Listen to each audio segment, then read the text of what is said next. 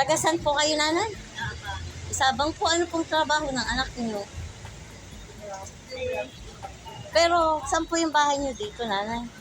Isabang nga po. Ah, sa Isabang. Opo. Ay, ba't po kayo nagaganyan? Wala na po kayong anak. May mga anak po, may mga asawa na mga malayo sila. Ah, malayo po sila. Ano?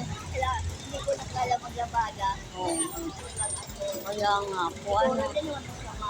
Hindi naman po yun, nanay, masama. Kaya nga po, bago lang po, para po makatulong kami sa inyo na mapuntahan namin yung bahay nyo. Ayun po, nanay, ito lang po ang maitutulong ko sa inyo.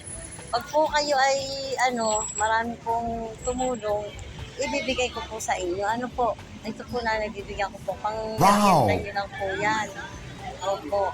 Ano pong pangalan nila? Lunita, Lunita Viola. Ariola.